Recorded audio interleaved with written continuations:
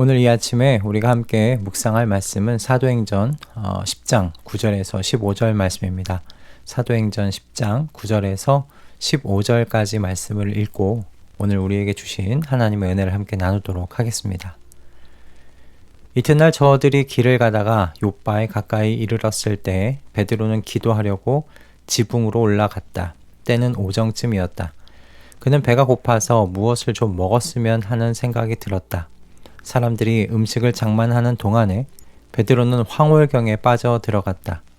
그는 하늘이 열리고 큰 보자기 같은 그릇이 내 귀퉁이가 끈에 매달려서 땅으로 드리워져 내려오는 것을 보았다. 그 안에는 온갖 네발 짐승들과 땅에 기어다니는 것들과 공중의 새들이 골고루 들어있었다. 그때 베드로야 일어나서 잡아먹어라 하는 음성이 들려왔다. 베드로가 대답하였다.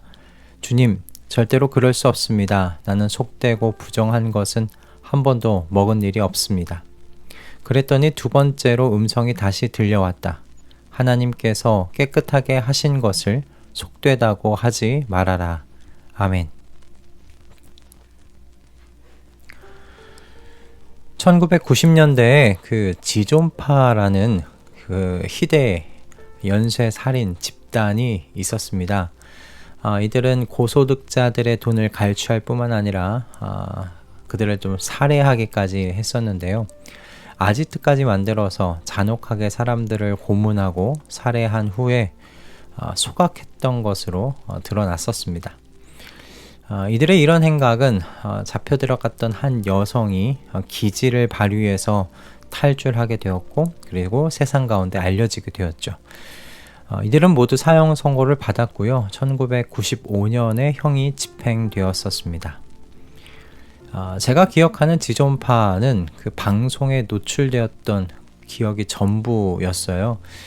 미디어에서 그들은 사람을 잔인하게 죽여놓고도 더 죽이지 못해서 한이 맺힌다라고 말한 것을 보았습니다. 용서를 비는 모습 전혀 비치지 못했고요. 마치 사탄에게 자신의 몸과 영혼을 다 바쳐버린 그런 모습은 저렇겠구나라는 그런 모습으로 인상에 남았었습니다. 그런 모습으로 제 기억에 남은 채 잊혀갔는데 언젠가 그 옥하는 목사님께서 담임 목사님으로 계셨던 그 시절 그 사랑의 교회에서 활동했던 일곱 집사의 전도 활동 이야기가 기록된 그 일곱 집사의 전도 행전이라는 책이 나왔는데요. 그 책 안에서 지존파가 회심했었다는 것을 알게 되었습니다. 사실 그 이야기를 듣고 정말 그때 충격을 많이 받았는데 지금도 그때 충격이 기억이 납니다. 어떻게 그 사람들이 회개할 수 있었을까? 저는 한 번도 그들이 회개할 수 있으리라는 생각을 못했거든요. 그리고 한편으로는 어쩌면 그 사실을 믿고 싶지 않았는지도 모르겠습니다. 정말 많은 사람들을 잔인하게 살해했었고요. 수많은 사람들에게 씻을 수 없는 아픔과 상처를 준 사람들이었는데 그냥 그 죗값을 영원히 치러야 하지 않나 그런 생각을 했는지도 모르겠습니다.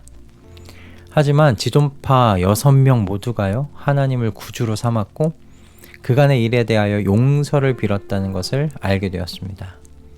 한 명 한 명 모두 진심으로 회개했고요. 그들이 마지막으로 가던 길에서 돌이켜 하나님께로 귀의했다는 것을 알게 되었습니다. 이 스토리를 알게 되고 이런 사람들까지도 하나님의 구원의 계획 안에 있다는 것이 생각하면 생각할수록 가슴이 먹먹해져 왔어요. 그렇게 먹먹해진 가슴으로 하나님께 영광을 돌렸던 것이 제가 오늘 이 본문 15절의 말씀을 묵상하면서 떠올랐습니다. 하나님께서 깨끗하게 하신 것을 속되다고 하지 말아라. 우리는 간혹 하나님의 구원의 사역에 우리 스스로 한계의 선을 그어버리는 잘못을 무심코 하고 있는지도 모르겠어요. 제가 어떻게 그 사람들이 회개할 수 있는가라는 의문을 품었던 것처럼 말이죠.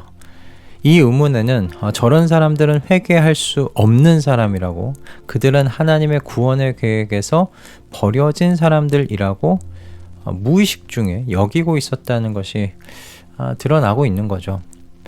저는 그런데 많은 사람들이 저와 비슷한 경험들을 가지고 있지 않을까라는 생각이 들었습니다. 바로 한 장 앞인 9장에는요. 오늘 사도행전 9장 말씀드리는 겁니다. 예루살렘 교회를 핍박했던 사울의 그 회개 이야기가 쓰여 있어요. 어쩌면 당시 그리스도인들에게 사울은 지존파와 같은 공포심을 불러일으키는 그런 인물이 아니었을까라는 생각이 문득 들었습니다. 하나님께서 아나니아에게 사울의 시력을 회복시켜주라고 명하실 때 그의 대답이 당시에 그리스도인들이 가졌던 이 사울이라는 인물에 대한 공포심과 미움을 잘 드러내주고 있다고 저는 생각을 합니다. 아나니아의 대답이 이랬죠. 주님, 그가 예루살렘에서 주님의 성도들에게 얼마나 해를 끼쳤는지를 나는 많은 사람에게서 들었습니다. 그리고 그는 주님의 이름을 부르는 사람들을 잡아갈 권한을 대제사장들에게서 받아가지고 여기에 와 있습니다. 한마디로 무슨 이야기입니까? 그는 위험인물이라는 거죠. 왜 이런 자의 눈을 회복시켜 주려고 하시는 겁니까? 라는 아나니아의 물음 아닙니까? 그러자 주님께서 무엇이라고 말씀하셨습니까? 가거라. 그는 내 이름을 이방 사람들과 임금들과 이스라엘 자손들 앞에 가지고 갈 내가 택한 내 그릇이다. 이 말씀이 오늘 본문 15절의 말씀과 똑같다고 저는 생각이 들어요. 하나님께서 깨끗하게 하신 것을 속되다고 하지 말아라. 하나님은 아나니아가 가지고 있던 틀을 깨트리셨고요. 베드로가 가지고 있던 틀을 깨트리셨습니다. 하나님의 구원의 계획에 포함되는 대상은 우리의 생각을 넘어서는 것입니다. 이사야서 55장 8절과 9절의 말씀이 생각나요. 나의 생각은 너희의 생각과 다르며 너희의 길은 나의 길과 다르다. 주님께서 하신 말씀이다. 하늘이 땅보다 높듯이 나의 길은 너희의 길보다 높으며 나의 생각은 너희의 생각보다 높다. 아멘. 우리는 선지서에서 악한 자는 그 길을 버리고 불의한 자는 그 생각을 버리고 주님께 돌아오너라. 주님께서 그에게서 긍휼을 베푸실 것이다. 라는 말씀을 읽을 때 여기서 말하는 악한 자와 불의한 자에 대한 그 어느 정도의 선을 우리 스스로 두고 생각하는 경향이 있다고 생각이 듭니다. 지존파와 같은 인물은 도저히 회개할 수 없는 사람들이라고, 하나님의 구원의 계획에서 제외되어 있는 사람들이라고 무의식적으로 그렇게 생각하는 것처럼 말이죠. 베드로 사도가 오늘 본문에서 가졌던 이방인에게는 하나님의 성령이 임하지 않을 것이라고 그렇게 생각을 가졌던 것처럼 말입니다. 그러나 지존파와 같은 천인공노할 악한 자도, 세상의 정의를 흐트려 놓는 불의한 자도 그 생각을 버리고 주님께 돌아올 수 있고요. 주님께서는 그들을 받아주십니다. 하나님의 그 구원의 대상에는 한계가 없다는 사실을 오늘 이 말씀을 통하여 하나님께서 우리에게 말씀해 오고 계시지 않는가 싶었습니다. 하나님께서 깨끗하게 하신다고, 그러니 하나님께서 깨끗하게 하실 수 있는 것에 제한, 선을 두지 말라고 말입니다.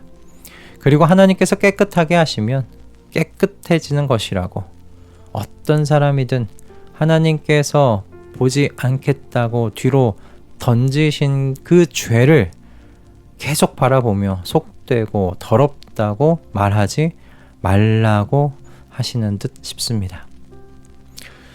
오늘 이 말씀이 저와 우리 말씀동행 식구들에게 도전이 되었으면 좋겠어요.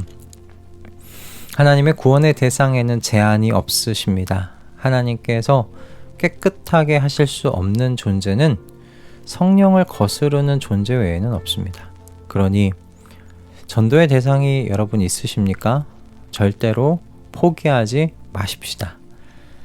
지존파도 회심하였습니다. 지존파도 하나님께서 깨끗하게 하셨습니다. 하나님께서 깨끗하게 하기로 결정한 존재는 깨끗해집니다.